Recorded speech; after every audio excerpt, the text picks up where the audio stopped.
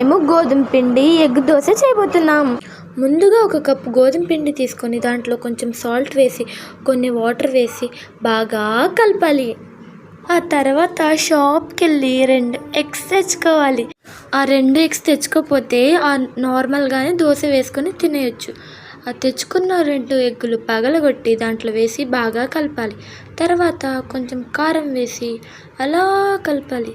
కలిపిన తర్వాత సన్నగా ఉల్లిపాయలు 2 కట్ చేసుకొని దాంట్లో ఉల్లిపాయ ముక్కలు వేయాలి. వేసిన తర్వాత అలా కలిపేసి స్టవ్ ఆన్ చేసుకోవాలి. స్టవ్ ఆన్ చేసి దాంట్లో ఒక ఆనియన్ తీసుకొని అలా రుద్దాలి. రుద్దిన తర్వాత ఆ ప్యాన్ వేడైన తర్వాత ఇప్పుడు ముందుగా కలిపెట్టుకున్న పిండి వేసి దాంట్లో అలా తిప్పాలి. తిప్పిన తర్వాత దాంట్లో కొంచెం ఆయిల్ వేసి అటు ఇటు తిప్పాలి.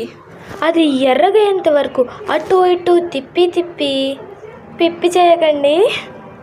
అది బాగా కాలిన తర్వాత ఒక ప్లేట్లో తీసుకొని మనం కొంచెం మ్యాంగో పికిల్ వేసుకొని లేదా ఏమైనా పికిల్ వేసుకొని అలా తింటుంటే ఆ టేస్టే వేరు.